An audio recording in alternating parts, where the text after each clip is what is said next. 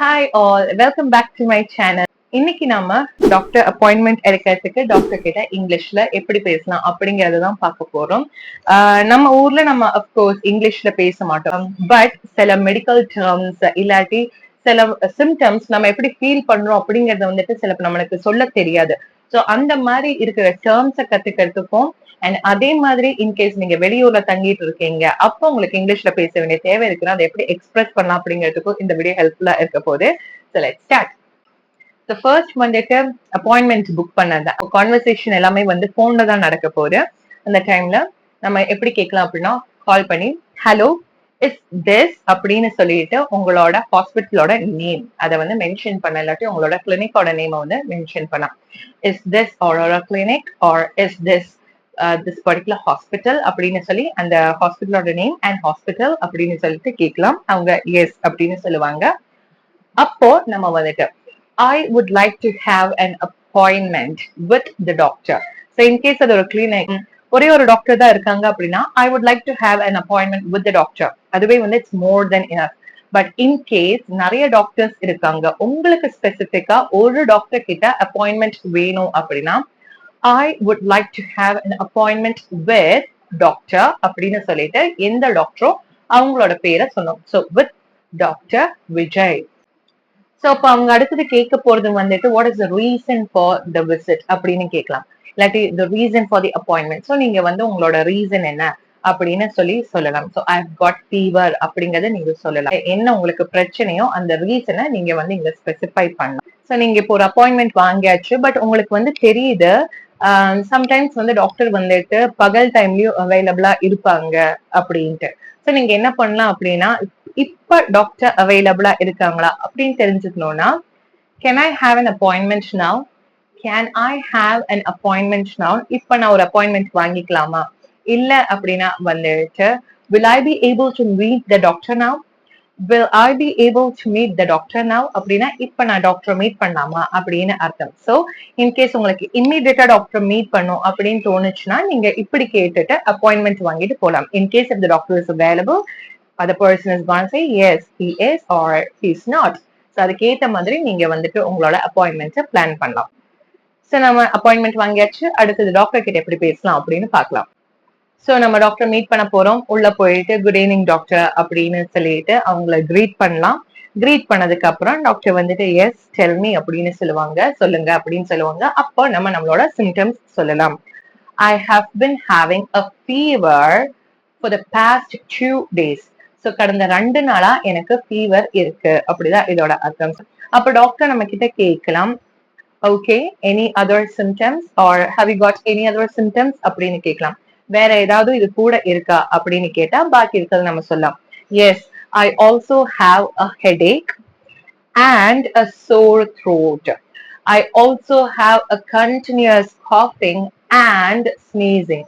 So எனக்கு தலைவலியும் இருக்குது, வந்து ஒரு மாதிரி இருக்கு, தொண்டையில் கீச் கீச் மாதிரி இருக்கு அப்படின்னா வந்துட்டு சோர் த்ரோட் இருக்கு அப்படின்னு சொல்லலாம். அதே மாதிரி வந்து கண்டினியூஸ் காஃபிங் அப்படின்னா கண்டினியூஸா வந்துட்டு விடாம வந்து இருமிக்கிட்டே இருக்கேன், அதே மாதிரி தும்மிக்கிட்டே இருக்கேன் அப்படின்னா ஸ்னீசிங், ஸ்னீஸ் பண்ணிட்டு இருக்கேன் அப்படின்னு சொல்லலாம். So do you also have a runny nose அப்படின்னு கேட்டா மூக்கு ஒழுகுதா அப்படின்னு கேட்பாங்க.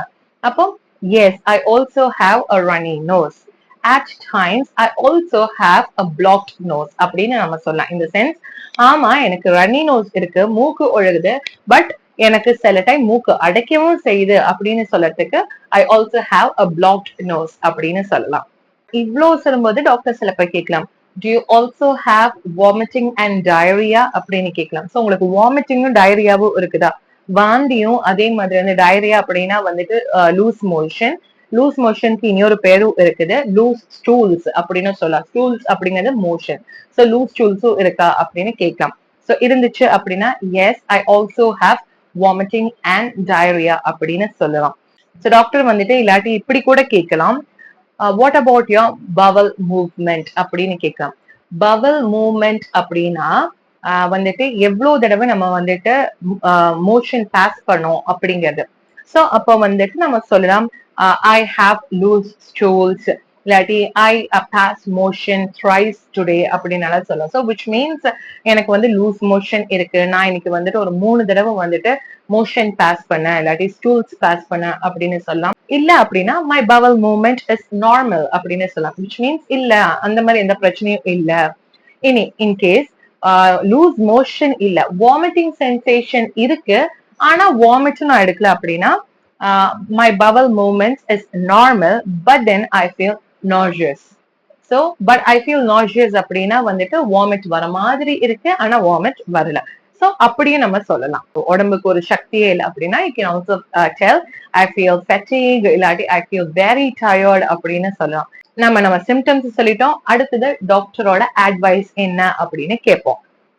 ஸோ டாக்டர் வந்து சொல்லலாம், okay let me check your temperature அப்படின்னு சொல்லலாம். ஸோ நான் உங்களோட டெம்பரேச்சரை செக் பண்ணட்டும், ஸோ உங்களுக்கு எவ்வளவு ஃபீவர் இருக்குன்னு நான் செக் பண்ணட்டும் அப்படின்னு சொல்லி தெர்மோமீட்டர் வச்சு உங்களோட ஃபீவரை செக் பண்ணலாம். And then he or she can say, you have a high fever. I will give you an IV injection. It will help the fever to come down. இதோட அர்த்தம் என்ன அப்படின்னா வந்துட்டு உங்களுக்கு ரொம்ப அதிகமா ஃபீவர் இருக்குது, ஸோ நான் வந்து உங்களுக்கு ஒரு ஐவி இன்ஜெக்ஷன் தரேன். ஸோ ஐவி இன்ஜெக்ஷன் அப்படின்னா வந்துட்டு இன்ட்ராவீனல் இன்ஜெக்ஷன் அப்படின்னு அர்த்தம். இந்த சென்ஸ் வெயின்ஸுக்கு போடுற இன்ஜெக்ஷன், ஸோ நம்மளோட நரம்புகள்ல கொடுக்குற இன்ஜெக்ஷன், அதுதான் வந்துட்டு ஐவி இன்ஜெக்ஷன். ஸோ ஒரு ஐவி நரம்புக்கு போடுற ஒரு இன்ஜெக்ஷன் கொடுக்குறேன். இது வந்துட்டு this will help to bring the fever down அப்படின்னா வந்துட்டு ஃபீவரை கம்மி பண்ணதுக்கு இது ஹெல்ப் பண்ணும்.